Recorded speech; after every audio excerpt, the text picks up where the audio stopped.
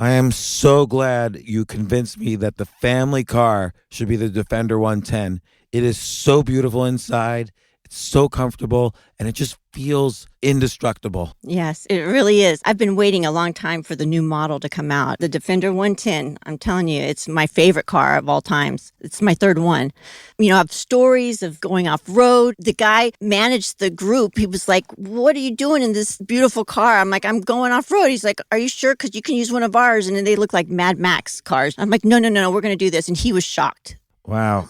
Well, it's great because the Defender has been reimagined for 21st century adventure, and its unparalleled off-road ability as well as its robust interior are invaluable whether you're headed towards uncharted territory or just a weekend of exploration. The Defender 110 tackles challenging surroundings with absolute confidence. The SUV conveys strength outside and in, featuring peerless technology like an intuitive driver display and an award-winning infotainment system. That's my favorite part, to keep you connected no matter where the journey takes you.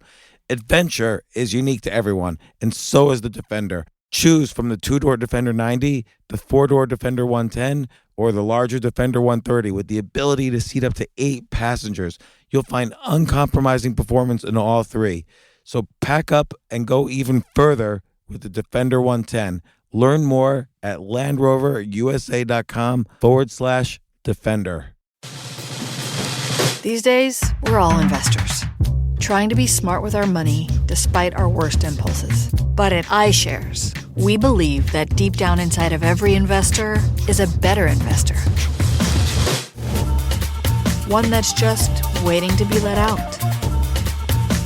Explore iShares ETFs and insights and let your best investor out. Visit iShares.com for more information.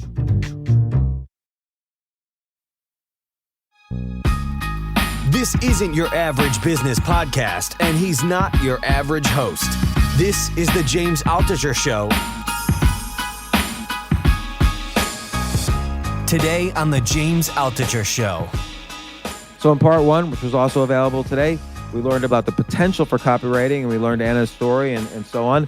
But now in part two, we dive a lot more deeply into the techniques and skills required and what you need to know and what you need to learn. It's not that hard, to be honest, to be a great copywriter and make millions of dollars.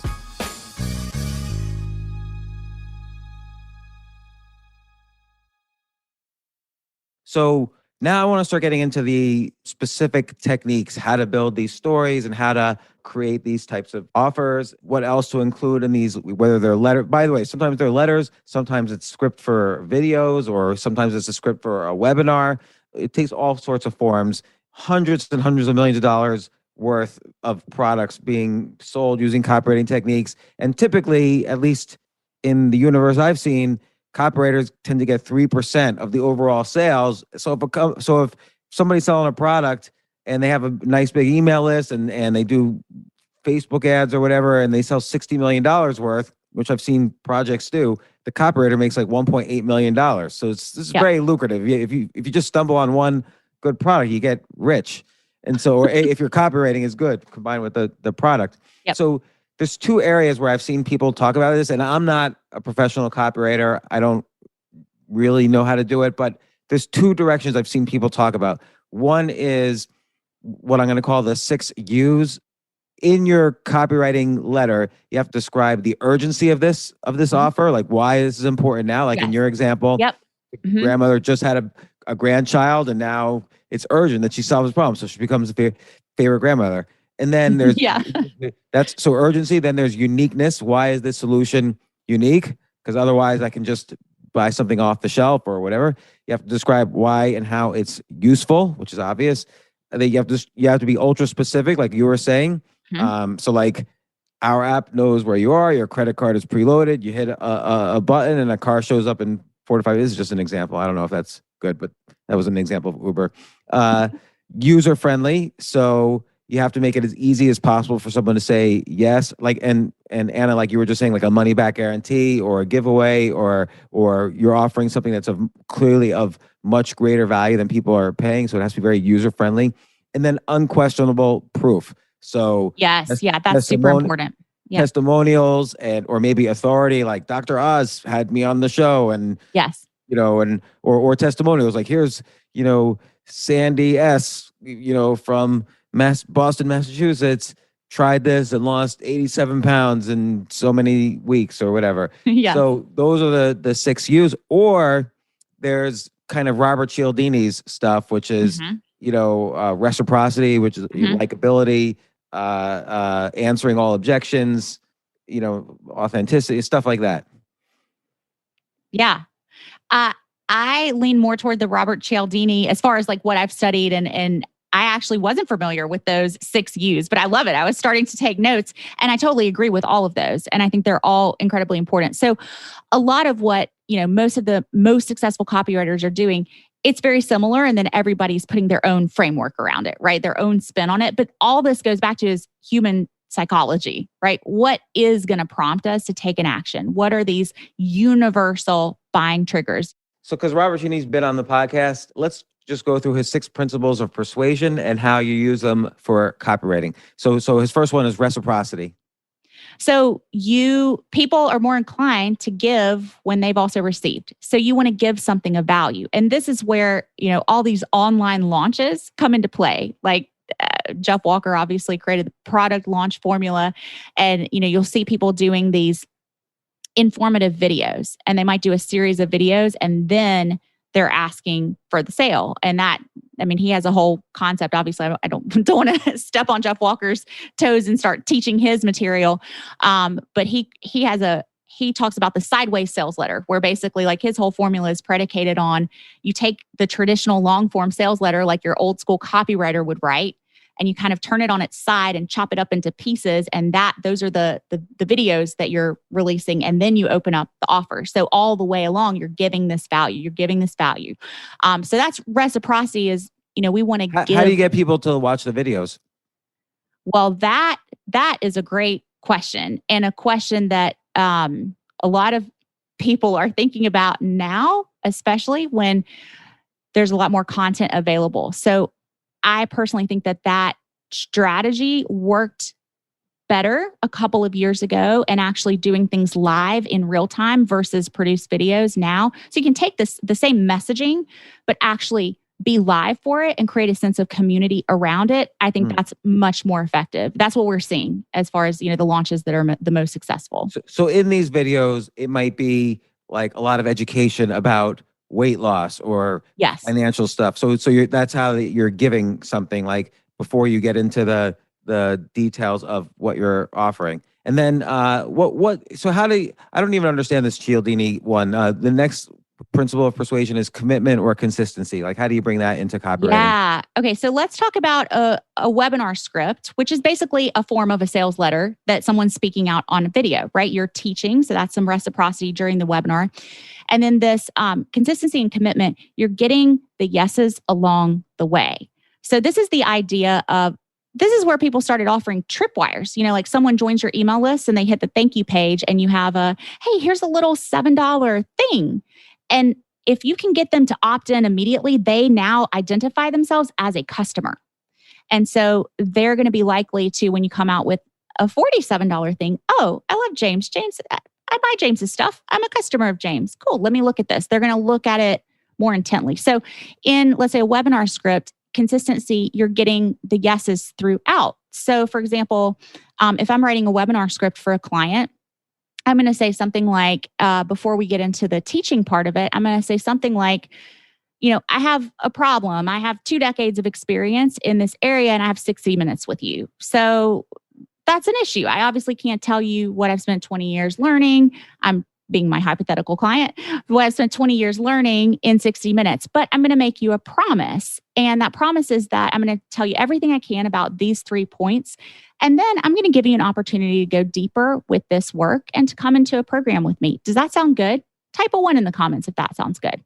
And then they're saying, yeah, that sounds good. And so you've just gotten their commitment that they're on board to hear that pitch at the end. So that when you make it, it doesn't feel like it's like, wait a second, a bait and switch. And I think so many people have watched webinars by now that everybody knows a pitch is coming.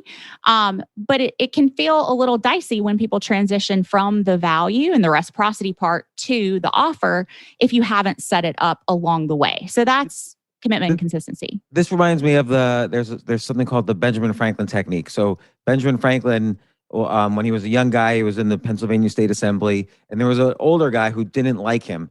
And so Benjamin Franklin asked this guy, the older guy, hey, I know you have a big book collection. Can I borrow this XYZ book? And the guy was a little surprised, but said, sure, here's the book. And then Benjamin Franklin returned it a week later. I don't even know if he read it or not.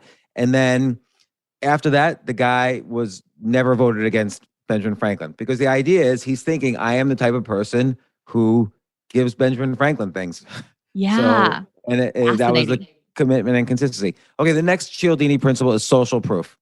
Well, okay, no brainer. Testimonials, those screenshots, if you have, DMs from people, this changed my life, XOXO, putting those all on the sales letter, or video case studies where, you've seen some big offers, they'll fly camera crews into some of their big transformational case studies homes, and they'll have them sharing. This is funny, I bought like a hip hop dance academy, largely online, like dance academy, largely because they featured this like middle-aged lawyer, like learning how to hip hop dance. And I was like, oh my gosh, I'm a middle-aged ex-lawyer. This is for me. So that can be really huge. Yeah. And then related to this is authority. Yes. So authority, when you see a sales page and it's got those as featured in, as featured on The Oprah Show, Dr. Oz, obviously those are huge authority builders. But also you can have authority in any kind of niche, so your authority, if you're doing something local, may be in your local community, but something to show that you have set yourself apart as a leader in whatever you're professing that you're an expert in. And then the next one is liking. So, of course, being relatable, as I said, when you're talking about your case studies, your Meet the Mentor section of your sales page, being relatable and revered. So being relatable. So like kind of maybe even self-deprecating a little bit, or just saying that you've been there also, that you've been where the reader is at some point. Right. So there's not a shield between you and that person that you're speaking to. There's not a mask on, that there's a level of approachability. And when you combine that likability with the authority, that's very, very attractive. And this last one is kind of interesting for digital products for various reasons, but scarcity, which is you have to say, hey, act now because we only have 100 left, but that's not believable with a digital product. Right. And it's so bad when people try to do that with digital. Yeah. Like, it's going away soon. You're like, it literally could be infinitely produced. So yeah, that can be actually really damaging if you're using it incorrectly. So scarcity, I sometimes see scarcity and urgency as sisters, right? So in something digital, I'm going to lean much more heavily on urgency than scarcity. So the urgency of, hey, this has a hard deadline. So yeah, we could produce millions of copies, but we're only going to hold this open until Friday, and then we'll open it again next year. But scarcity, that is a trickier one with digital. And sometimes people will have maybe, let's say, a VIP tier where, you're getting some sort of actual virtual one-on-one support from either the mentor themselves or a team of coaches that they've hired. And that's where you can bring in scarcity. Like, we really do have 20 spots in this cohort, and that's the bandwidth that we have to serve. So when those are gone, those are gone. I see other techniques that I feel are important too, like answer all objections. So in the letter or the webinar or whatever, you have to kind of answer the potential objections before they're raised. Obviously, there's objections to anything, but what's an example of answering objections that's above and beyond? I tell my clients that almost all questions are actually objections disguised as questions. So for example, when's the call schedule for this program? It's like, well, why is that person asking that? Are they thinking, I'm only going to say yes to this program if the calls are convenient in my schedule? That could potentially be an objection. Oh, I don't have Thursdays at noon free, so maybe this isn't for me. So you want to be thinking through, how can I disarm that objection. So, hey, the calls are on Thursdays at noon and they're all recorded. And if you can't make it, you can always ask your question before, and I will answer it live. You don't have to be present to get your questions answered. And we have a robust online community where I'm answering questions daily between calls. So while we love for you to be on the calls, it's just an added value, and you're going to get the full value of the program even if you can't attend live.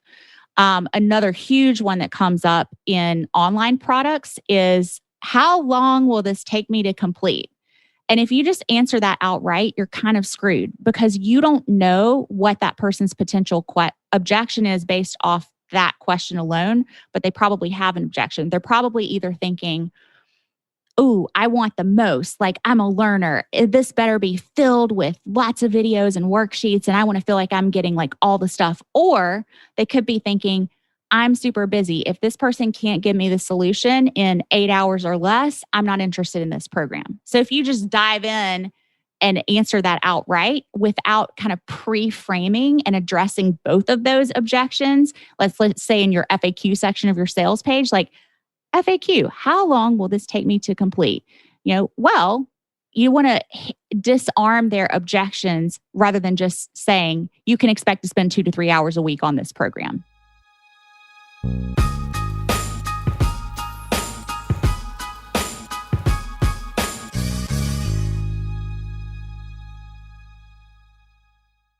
Oh my gosh, I love these clothes. Mizzen and Main, that's Mizzen and Main. It really is the most comfortable work clothes.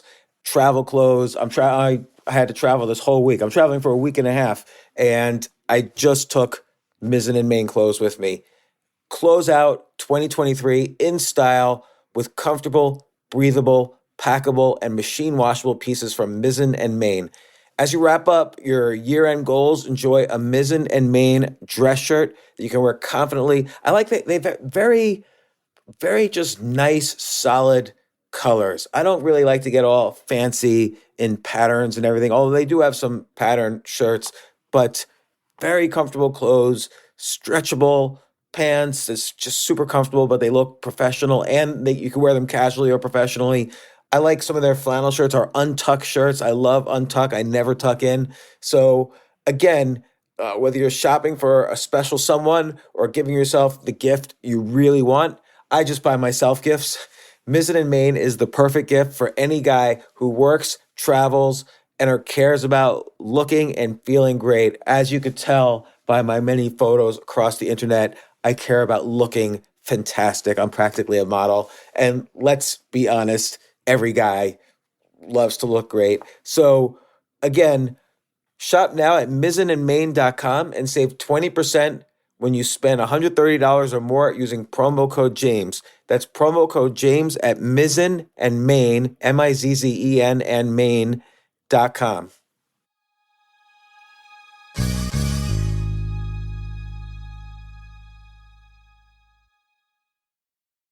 You know what I love about fantasy sports is that even though I'm not going to be a great basketball player or a baseball player or a football player or whatever, I feel like I get to participate and make decisions and use my knowledge of these different leagues or these different sports to compete.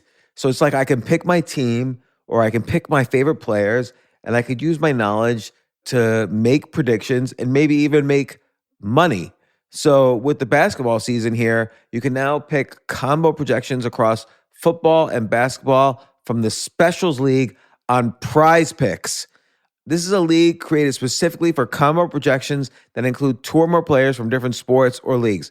Want to play alongside some of Prize Picks' favorite players like rapper Meek Mill and comedian Andrew Schultz, who's also been a guest on this podcast, and I've been a guest on his? You can now find community plays under the promos tab of the app to view entries for some of the biggest names in the Prize Picks community each week. Look, Prize Picks even offers a reboot policy so that your entries stay in play even if one of your players gets injured. For football and basketball games, if you have a player who exits the game in the first half and does not return in the second, that player is rebooted. Prize Picks is the only daily fantasy sports platform with an injury insurance policy. What? So I love playing it. I love anywhere where I can use analytical ability with my interests to demonstrate some skill and maybe make some money, and I like the game-like aspect. I do wish they had chess as a category on prizepicks.com, but I'll settle for what they've got. Maybe I should make my own fantasy chess league. But in any case, I love Prize Picks. Go to prizepicks.com/James. Use code James for a first deposit match up to $100. That's the easiest $100 you're ever going to make. So that's prizepicks.com/James and use code James. Daily fantasy sports made easy.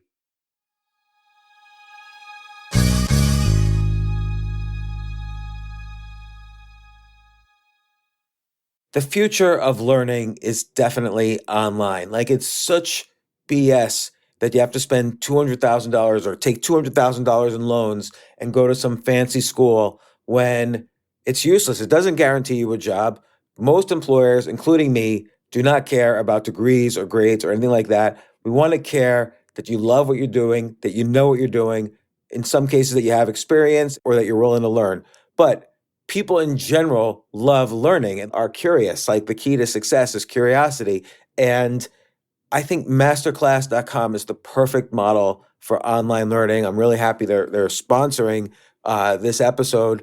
If you're going to give a gift, give the gift of learning. Masterclass makes a meaningful gift this season for you and anyone on your list, because both of you can learn from the best to become your best, from leadership to effective communication to cooking. Let me tell you some of the classes I've taken. I've taken comedy from Steve Martin. I mean, can you believe I can take a class from Steve Martin on comedy, or Judd Apatow, my favorite comedy director? I could take an actual class from him on writing. Wolfgang Puck on cooking. Dan Brown on writing, or Judy Bloom, who's been on this podcast, on writing. By the way, Wolfgang Puck also has been on this podcast. It's such a pleasure. I try to take classes all the time from masterclass.com. And whether you're watching Masterclass on TV or listening in audio mode in the app or on their site, the quality speaks for itself. It's like these Masterclass instructors are your own personal mentors that are going to help you reach the next level. How much would it cost to take one-on-one classes on comedy from Steve Martin or on chess from Gary Kasparov? You just wouldn't be able to do it. But it would cost hundreds of thousands of dollars. With a Masterclass annual membership, it's $10 a month. Memberships start at $120 a year for unlimited access to one-on-one classes with all 180 plus Masterclass instructors. So it's not just $120 for one instructor. You get all 180 plus Masterclass instructors. Boost your confidence and find practical takeaways you can apply to your life and at work. And if you own a business or are a team leader, use Masterclass to empower and create future-ready employees and leaders. That's the real education in today's world.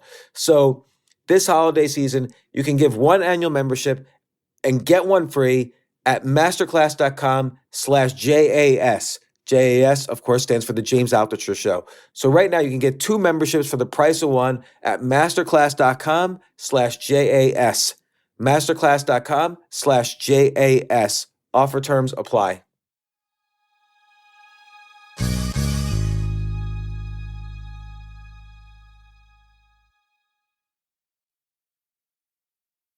All right. And then really important question is, so this kind of provides the framework of, what a good copywritten letter or webinar or video is.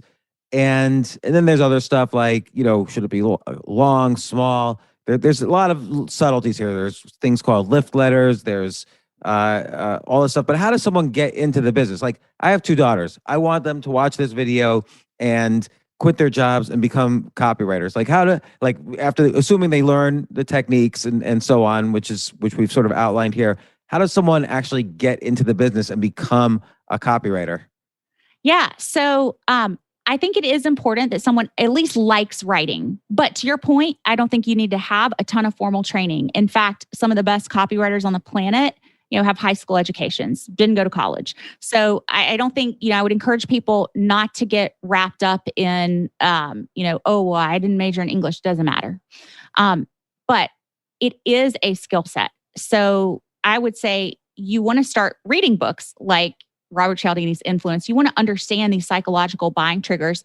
And then Ray Edwards was my copywriting mentor. What's his name? Ray? Ray No. Edwards. No. So he wrote some stuff for Tony Robbins. He's written for a lot of the big online industry peeps. And so I joined a year-long apprenticeship with Ray to really like say, hey, I want to invest in this training. I want to get that mentorship and that guidance from someone who has built, and charges 150 grand for a sales letter. I want to get that mentorship directly from that person. So that would be, I think it's like the old school apprenticeship, finding someone who's done it and getting in with them. But how do I find a client or a job doing this? A copywriting client? Yeah. So I say that the copywriting business is relationships and referrals. So once you feel confident that you're ready to take on a client, you start telling people, I am a copywriter. I write words that sell, and all businesses need copy. So when you know that you can provide value for a client and you will just start saying it, name it and claim it. I'm a copywriter. I can help you sell your offers. And how I did it was, which is, that's the way I know how to do it, right? Because that's how I did it, was I was willing to take jobs at a low cost first, but then as soon as I saw that I was producing real life results and I could get that social proof, of course, that built my own confidence because I don't want to charge people money if I'm not actually getting them results. But as I saw, I charged them, like one of the first launches I wrote for, I charged $3,000, $3,200 to write the launch. A launch copy is a lot of copy. And she made 60 grand, right? So immediately it's like, oh, okay. Like I need to charge more for this. Well, what was that course? It was called Chakra Girl Business School. Wow. So she was using some kind of Eastern philosophy to give you to be successful in business. And so she was teaching a course on that or a newsletter or? Yeah, it was like a group coaching program where she was, and I believe still runs it, was helping people align, like mixing the business training with the energetics. And my mom's a yoga teacher. I taught yoga for 13 years. So I felt very aligned. Oh, cool. This is interesting. Like, this is an interesting way of blending the business with the energetic practices. All right. And so what's like another way? Like I would think, if it was let's say my daughter wanted to be a copywriter, and let's say again, she somehow learned the skill set, beyond what we discussed here. I think we just kind of outlined the skill set here, and there's more nuances about the whole business. But now she wants to find a client. Is one way, like maybe she could cold email like copywriting ideas to a business or I guess you could see what emails you're getting because those people are hiring copywriters. And if it's not a good copywritten letter, you can write back and say, look, give me a try. I'll do it for free, but give me 2% of sales or something like that. Yeah. I mean, one strategy is to actually go to a business that you want to write for, actually see what they're doing. Okay. And then write an email for them that you then send to them. Hey, I love what you're doing. I believe in your mission. I think I can, obviously there's a way to do this with tact and not sound condescending, but like, I would love to help you improve your copywriting. I took the liberty of writing this email. I would love for you to, feel free. It's yours for free. Send it to your list. If it works for you, I'd love to talk about how I can support you further. Yeah, I think that's a great idea. It's the giving, and no one. Let's say they just take it and make a ton of money and give you nothing. It's no problem because at the very least, it's an example of your work and the results. And B, they're probably everybody wants their business to do well. And if their prior copywriting wasn't doing well and yours works, they definitely going to have more products and they're going to want to use your copy for more. By the way, most traditional businesses have no clue about copywriting at all. It's just like me when I first heard these guys talking about copywriting. They wanted to be born as copywriters. I didn't even know no clue. Because I remember one time I published a book, this was like 10 years ago, where the publisher wrote a letter to their email list and they had like 1 million people on their list. But they did, now in retrospect, looking at that letter, they made every mistake you could possibly make. Like they just described the book. They actually had a break where you had to like click to another page to finish reading, and that's really bad because it gives people an opportunity to just not click. Go away. Yeah. Any friction at all is bad. And so most traditional businesses have no clue. But I wouldn't necessarily pitch a traditional business because they still have no clue. But I would pitch the businesses that know copywriting is important. So like this chakra person knew she wasn't going to beat a traditional business, so she needed copywriting to succeed. And she probably had an email list for whatever reason. Yes. or like an investment newsletter is a great example. I don't know if these still are around, but like dating, pickup tricks like Yeah. those, and definitely diet or other nutritional stuff like, these our special brain foods are good for your brain and whatever, like Yes. those nutritional stuff. Like I think what there was a saying like get rich, get laid, lose weight are like the three verticals where copywriters are successful. And then also sometimes the hobby niche, like really weird kind of niches, but that have like a cult-like following, like knitting or, back in the day, scrapbooking, some of those like can really sell a lot online. And the people who are doing things digitally and understand the value of copywriting are, as you say, great people to pitch to because they already have a desire and a demand for that skill. And it's a lot easier to just take something to someone that they already desire than to try to drum up the desire and demand. That being said, I have clients that we've certified through my copywriting certification who have just pitched to local businesses. One in particular I'm thinking of, she pitched to a doctor. There was a doctor that she thought was just doing great things, and with everything that's going on right now. And so she just said, hey, I just got my copywriting certification. I love what you're doing. If you ever need support, I would love to be, to be someone who could help you. And funny enough, they were, inundated with requests and absolutely needed support. And that turned into, long-term consulting gig for her. And now I also, if you're a great copywriter, you could create your own products and sell them. Yes. And you could build your list with like cheap Facebook ads and do some giveaway. Like here's my free 61 tips for weight loss. And that builds your free email list with everybody who downloads it gives their email address. And then you write your higher end product, your more expensive product. That was a free giveaway. And then you have a more expensive product that now you're able to send a copywritten letter to your list that you built by giving something away for free. Yes. And that is, so how I transitioned out of law, I built my first 6 figures just writing for other people. But then to scale up from there, I created my own stuff. So yes, I could still make money writing for other people, but I also,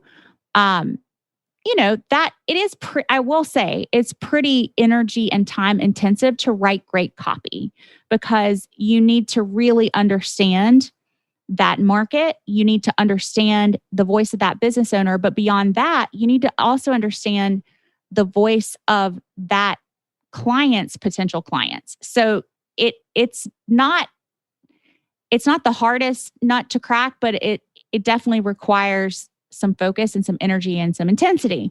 And so as I had built up the first 6 figures while I was, practicing law still full time, just wrote copy mornings, nights, and weekends. Then I thought, I'd like to have a little more time back. So I created my own offers and then those could be leveraged. So we had one that was $997. We have one, it's $3,000. And eventually I scaled up and, did a $30,000 mastermind.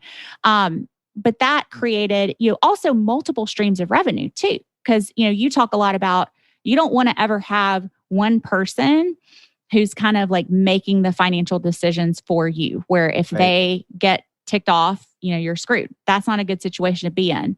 And I even saw that in law, like a firm, that leans too heavily on one big client is in a precarious position. So I always wrote for a handful of copywriting clients. And then I have my own offers, low ticket, medium ticket, high ticket, so that, if one thing goes away, cool, there's other things to step in and have that buffer. And now for people who want to know more, one of the reasons I was interested in talking to you is you teach copywriting also. Like, so how do people find your course? And I'll mention this in the intro as well, but how do people find your course and learn more about copywriting? I think we hit a lot of great details and I really appreciate it because I know you teach this for a living also. So, but like, how do people find your course so they can learn more? Yeah. So they can go to sarahannapowers.com/certify. So my Sarah has no H on the end, SarahAnnapowers.com/certify. And they can find out details about the certification. If we're open, they can jump in.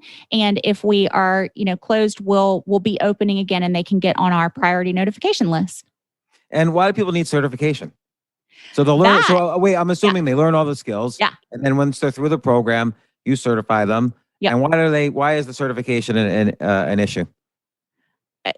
3 reasons. One, there's a level of authority that comes with that. When you can tell a client, hey, I actually invested and got trained and got certified, because I do actually personally review the copy of everyone who certifies through us.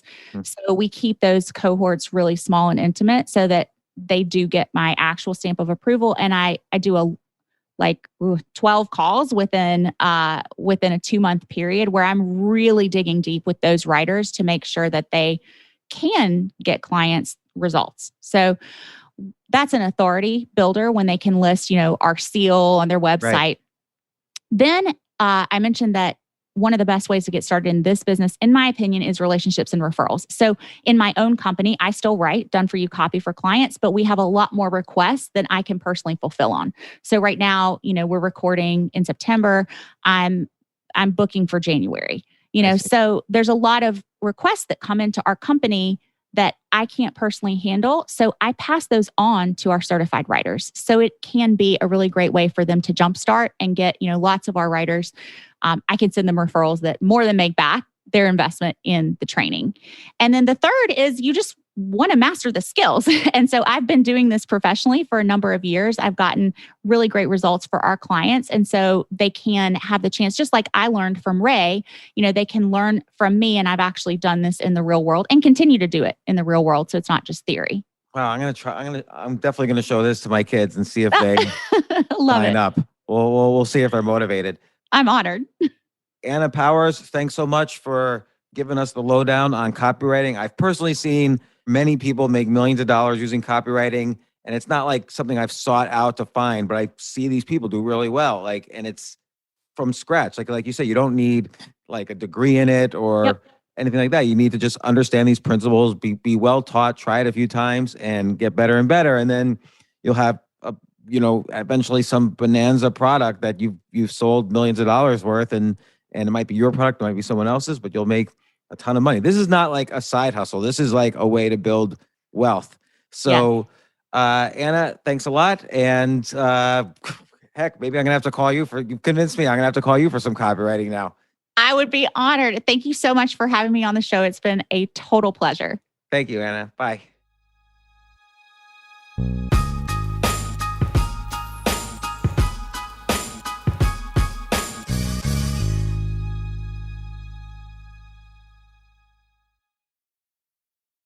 Thanks to generous community support, Wounded Warrior Project has helped post 9/11 veterans and their families since 2003. Through no-cost physical and mental health services, legislative advocacy, career assistance, and life skill training, we're there every step of the journey. It's possible to feel understood. To get support when it's needed most. And now I know anything is possible. And we're just getting started. Learn more at woundedwarriorproject.org/together.